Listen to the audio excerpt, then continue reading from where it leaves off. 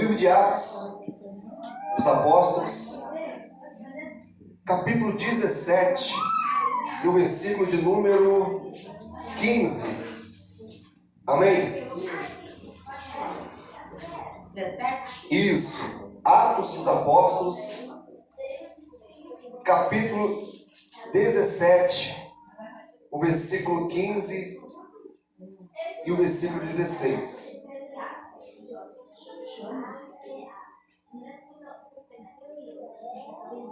O Gil vai colocar na tela ali também, se você quiser acompanhar.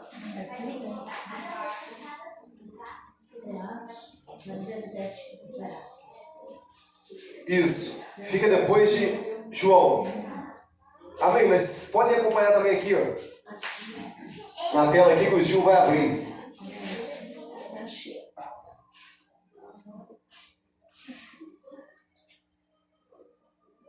Glória a Deus. Todos acharam? Amém. Se não achou, o Gil achou, acho. Fácil. Isso. Vamos ler o 17, 15, o 16. Vamos ler adiante. Amém? Amém. Vamos lá. E aos que acompanhavam Paulo, o levaram até Atenas. E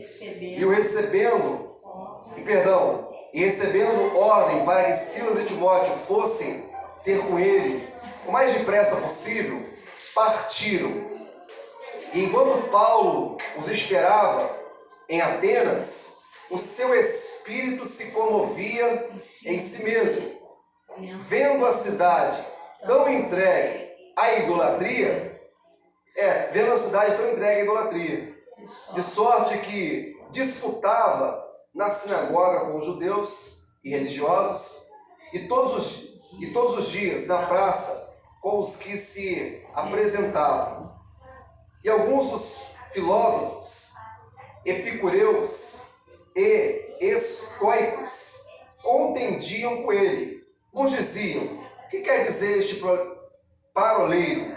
E outros: parece que é pregador de deuses estranhos, porque eles anunciavam a Jesus e a ressurreição. Tomando-o, o levaram ao Areópago, dizendo: poderemos nós saber que nova doutrina é essa de que falas? Pois coisas estranhas nos trazes aos ouvidos. Queremos, pois, saber o que vem a ser isso. Vamos passar para o versículo 22. E estando Paulo no meio do Areópago, disse: varões atenienses, em tudo vos vejo um tanto supersticiosos, porque passando eu e vendo os vossos santuários, achei também um altar em que estava escrito: ao Deus desconhecido. Esse, pois, que vós honrais, não o conhecendo, é o que eu vos anuncio: o Deus que fez o mundo e tudo que nele há, sendo o Senhor do céu e da terra, não habita em templos feitos por mão de homens, nem tampouco é servido por mão de homens, como que necessitando de alguma coisa, pois ele mesmo é quem dá a todos a vida, a respiração e todas as coisas. E de um só fez toda a geração dos homens para habitar sobre toda a face da terra, determinando os tempos já dantes ordenados e os limites da sua habitação, para que buscassem ao Senhor, se porventura tateando o pudessem achar, ainda que não está longe de cada um de nós, porque nele vivemos e nos movemos, e existimos, como também alguns dos vossos poetas disseram, pois somos também sua geração. Sendo nós, pois, a geração de Deus, não havemos de cuidar que a divindade seja semelhante ao ouro. Ó, preste atenção nesse versículo. Sendo nós, pois, geração de Deus, não havemos de cuidar que a divindade seja semelhante ao ouro, ou a prata, ou a pedra esculpida por artifício e imaginação dos homens. Mas Deus, não tendo em conta o tempo da ignorância, anuncia agora a todos os homens e em todo lugar que se arrependam, porquanto tem determinado um dia em que com justiça há de julgar o mundo, por meio do varão que destinou, e disso deu certeza a todos, ressuscitando-os Dentre os mortos. dentre os mortos. Amém. Amém? Amém. Glórias a Deus por essa mensagem, glórias a Deus por esse texto. Esse texto aqui mostra em Paulo, ele chegou aonde? A Atenas. Atenas era uma cidade, qual país? Vocês sabem dizer? Sabe, né? Atenas? Não? Só o Gil sabe dizer, deixa eu ver. Alguém sabe dizer Atenas? Qual cidade, qual país que é? Não sabe não? Vamos lá. Atenas é uma cidade da Grécia. Amém? Atenas era uma cidade da Grécia. Então Paulo, ele chega na Grécia, ele chega em Atenas, e o texto diz que ele começou, o seu espírito começou a se comover em si mesmo, vendo a cidade totalmente entregue ao quê? À idolatria. Quando Paulo chega em Atenas, enquanto ele estava esperando seus companheiros, o seu espírito começou o quê? A se comover. Ele começou a se perturbar. Quando ele olhou para a cidade e viu que ali todo aquele povo estava entregue o quê? A idolatria. A idolatria. E Paulo, não ficando satisfeito com aquilo dali, ele começou a ir nas sinagogas, nas praças, e a disputar com as pessoas daquela época. Ele começou a pregar a Cristo e a ressurreição para aquelas pessoas. E aquilo para aquelas pessoas era estranho. Aquilo para aquelas pessoas era uma doutrina nova, pois eles nunca tinham ouvido falar da pessoa de Cristo. Eles nunca tinham ouvido que Jesus, o Filho de Deus, o Messias, ele se encarnou, ele morou, ele esteve no meio dos homens, e ele foi até a cruz, e ele sofreu a morte de cruz. Eles nunca tinham ouvido falar nisso. Isso era algo totalmente estranho, era algo totalmente novo para eles. A cidade da Grécia era uma cidade, a Grécia, enfim, o país, o povo, né, grego, era um povo totalmente entregue à idolatria. Era um povo totalmente politeísta. O que é politeísta? São pessoas que adoram mais de uma divindade. São pessoas que creem mais de uma o quê? Divindade. Adoram vários outros deuses. Então, os gregos, eles eram o quê? Politeísta. Havia na Grécia um Deus para tudo. Havia Deus para a cura, havia Deus para a fé da fertilidade, havia Deus para fazer chover. Se tiver com chuva, tem um Deus que você ora a Ele para que Ele possa vir fazer dar sol. Havia um Deus no casamento, havia um Deus, enfim, havia um Deus para cada tipo de problema. A Grécia era o quê? Politeísta. Então Paulo ele se incomodou com aquilo ali. O seu espírito se incomodou e ele não aguentou, ele começou a pregar o quê? A Cristo. O povo da Grécia era muito o quê? Supersticioso. Paulo, quando chegou lá, ele viu no templo, ele viu vários altares na cidade. Vários. Repito, um Deus para cada tipo de problema. Mas teve um altar lá que chamou a atenção de Paulo. Por quê? Porque nesse altar estava escrito o quê? Ao Deus desconhecido. Amém. Existia um altar com o nome ao Deus não sei o que do sol, ao Deus não sei o que faz chover, mas havia um altar também lá escrito ao Deus desconhecido. Por que será que os gregos, eles fizeram um altar e colocaram esse altar, eles ofereceram esse altar ao Deus desconhecido? Porque eles tinham medo de esquecer alguma divindade e eles serem o quê? Castigados por ela. A preocupação deles é o seguinte: nós temos o Deus do sol, o Deus da chuva, o Deus disso, aquilo, nós adoramos, nós prestamos a eles cultos, nós ofertamos a eles, mas olha, pode ser que em nossa limitação nós esquecemos de algum Deus.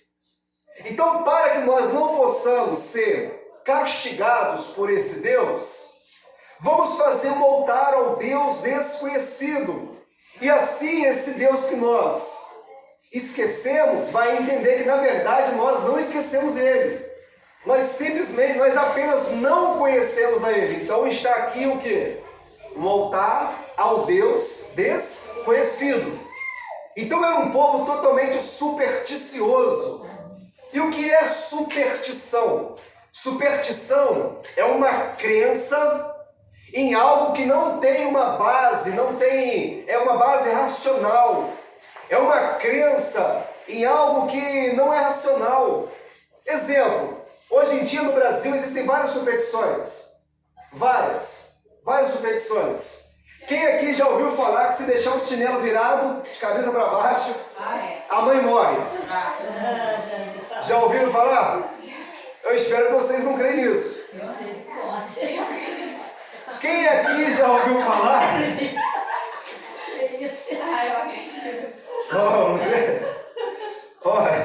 Quem aqui já ouviu falar que se você passar debaixo da escada, como é que é a superstição da escada?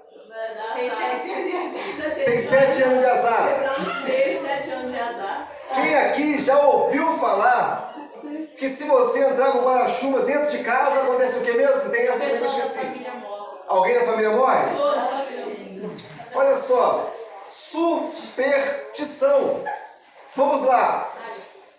Eu falei para vocês o que é superstição. Superstição é uma crença em algo que não tem uma base racional.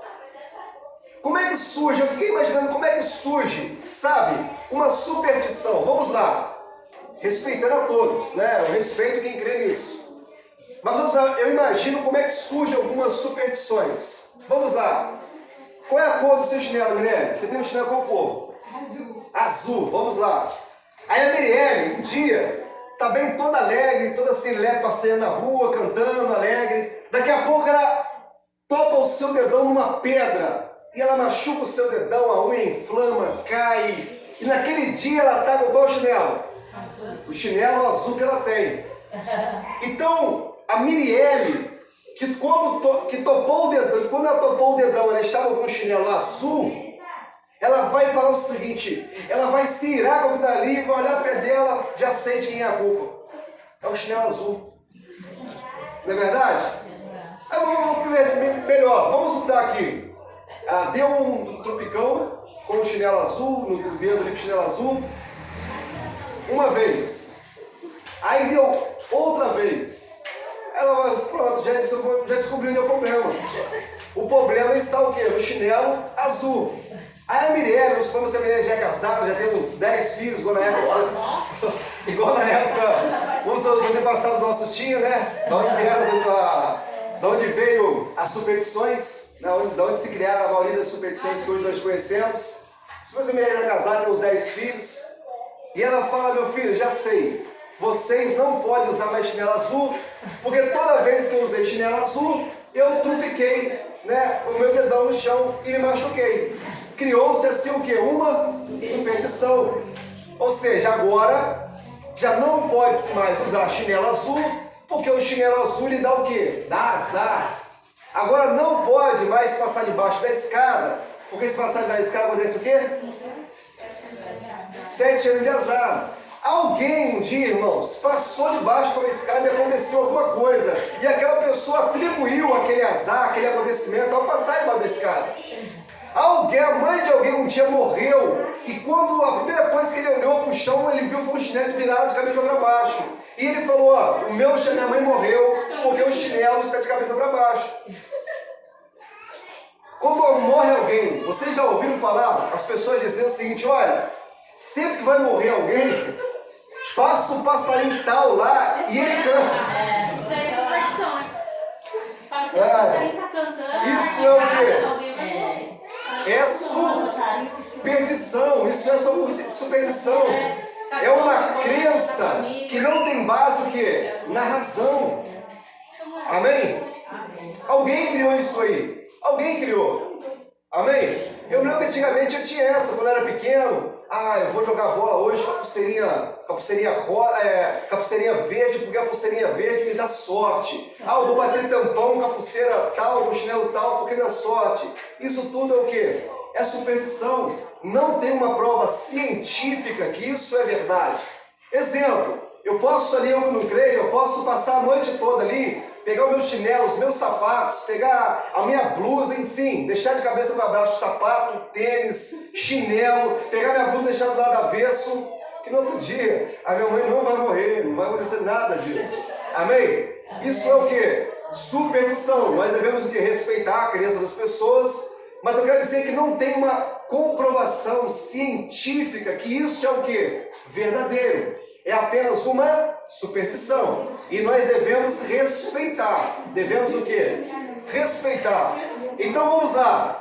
O povo da Grécia era um povo totalmente o quê? Supersticioso. E Paulo se comoveu com aquele povo. Paulo teve misericórdia daquele povo. Paulo, ele amou aquele povo. E ele começou a ir atrás daquele povo. E ele usou uma estratégia muito importante. Ele falou, olha, as pessoas pegaram ele, levaram ele até as pessoas e falaram o seguinte, olha, que doutrina nova é essa que você prega aí? O que você está falando? Então Paulo começou a pregar para eles, falou, olha, tá vendo? Quando eu olhei aquele altar ali, eu gostei dele. Aquele altar, o Deus desconhecido, é o Deus que eu vos anuncio. É o Deus que criou os céus e a terra. É o Deus que dá a vida. Esse altar desconhecido, esse Deus desconhecido que vocês não conhecem, é o Deus que eu estou pregando para vocês. É o Deus que não habita no templo feito por mãos humanas. É um Deus que não necessita que os homens o carreguem. Esse é o Deus desconhecido que vocês não conhecem. Eu estou apresentando para vocês. Então Paulo, ele se comoveu com essa situação. E nós também, como filhos de Deus, nós devemos nos comover com essas coisas. Não podemos ser tão ignorantes a ponto de humilhar as pessoas por causa disso. Não podemos ser tão ignorantes a ponto de julgar as pessoas por causa disso e ofender as pessoas por causa disso. Eu falei aqui sobre superstições, foi engraçado e tudo, mas eu quero dizer para vocês que eu respeito. Embora eu não concordo, né? Eu respeito muito essas pessoas. Respeito muito essas pessoas. E eu quero ser uma pessoa que tem empatia com essas pessoas. Eu quero me colocar no lugar dessas pessoas. E eu quero que todas elas venham o quê? Ao conhecimento da verdade. A dor, a ignorância, a incredulidade, a situação alheia tem que comover o quê? O nosso coração. Nós devemos sim nos comover com a situação de cada irmão aqui. Se existe um irmão desempregado, devemos nos comover. Se existe alguém com problema em casa, devemos nos comover. Nós devemos ter esse espírito de Paulo. Esse espírito de querer o quê? Ajudar cada vez mais as pessoas. Amém, amém. Mas sabe o que é interessante? É que Deus, como nós lemos aqui no texto, Ele não leva em conta o tempo da ignorância.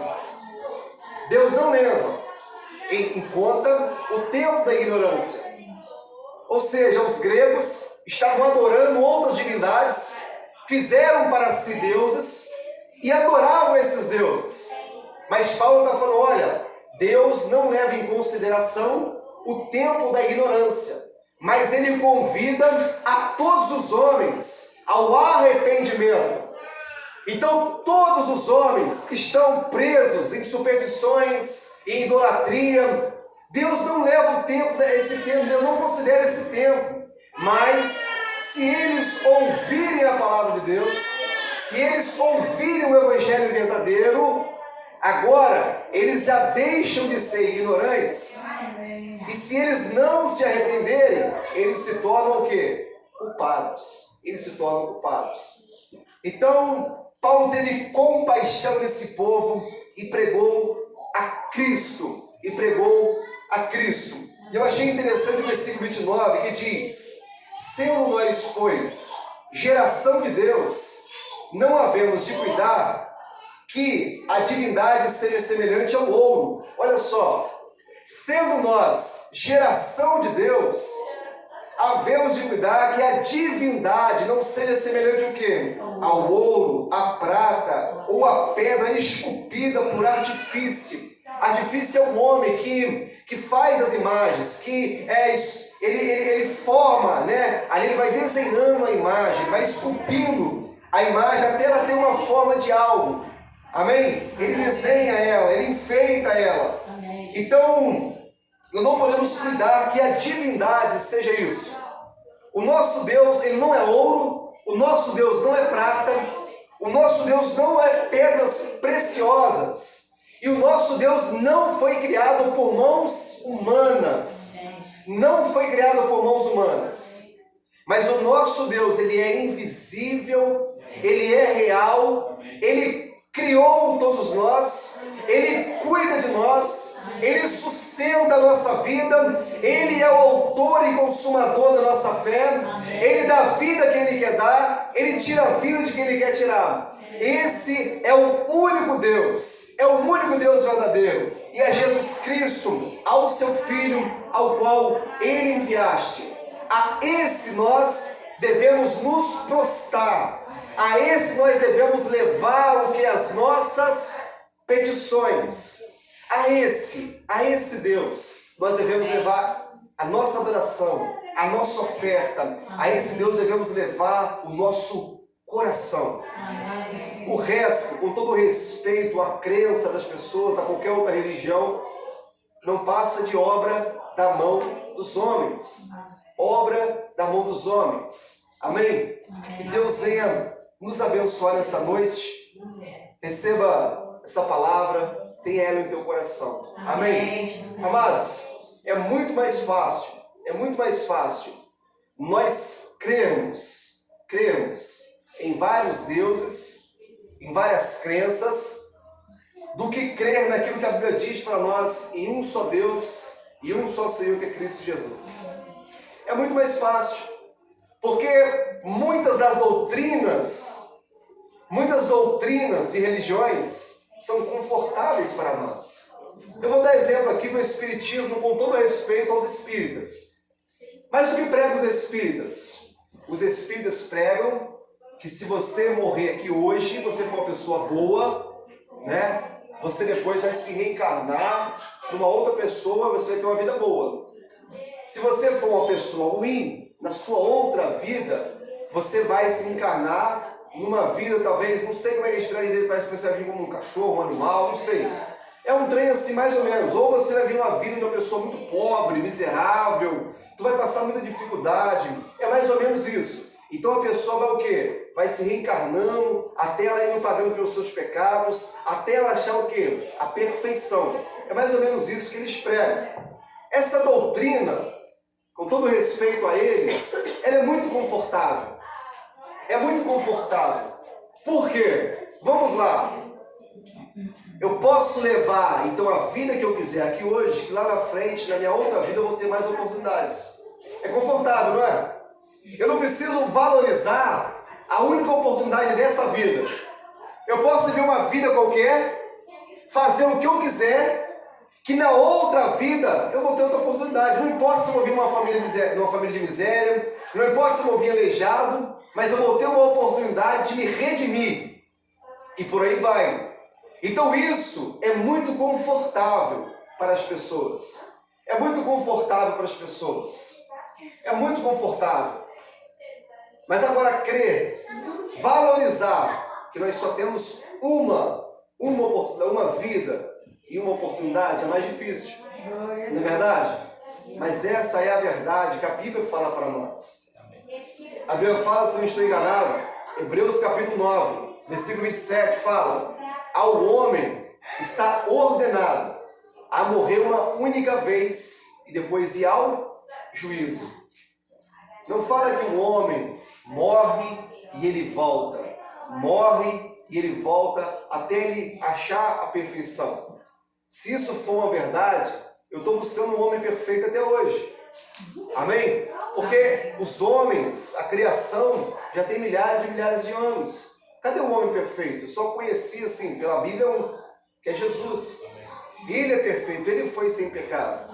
Então, amados, essas doutrinas, esses conhecimentos, essas crenças, olha, servem para nos afastar da verdade de Deus. Da verdade de Deus. Repito, eu respeito, temos que respeitar, mas sinceramente, nos leva a não valorizar a oportunidade da única vida que Deus nos deu. É única. A partir daqui, nós vamos para outro lugar e nós vamos prestar contas para o nosso Deus de tudo aquilo que nós fazemos com a nossa vida. Podemos com a nossa vida fazer o bem, como podemos fazer o mal. Nós podemos fazer o que nós bem quisermos. A vida é nossa. Nós temos o livre-arbítrio para fazer o que eu quiser. Se eu quiser sair na rua ali agora e dar uma paulada na cara de alguém, eu posso dar. Se eu quiser sair na rua ali agora ali e assaltar alguém, eu posso fazer isso. Mas a pergunta é, vale a pena? Vale a pena? Não vale a pena. Não vale a pena. Vale a pena nós valorizarmos com muito carinho aquilo que Deus nos deu. A vida é preciosa. A vida é preciosa. Guarde ela, cuide dela, pois um dia nós iremos dar conta para o nosso Deus. Amém. Lucas, o que você fez com a sua vida, Lucas, em vida? Lucas, o que você fez com a sua vida quando você esteve lá naquele tempo que eu te dei? Senhor, fiz isso, fiz aquilo. Isso, nós seremos julgados por tudo. Amém? Possamos nos arrepender, buscar a Cristo a cada dia, em nome de Jesus, em nome de Jesus. Ah, Deus seja louvado. Amém. Vamos orar ao Senhor? Quero convidar o irmão Gil para estar orando ao Senhor, ensinando esse culto. Amém? Amados, vamos animar, não? Vamos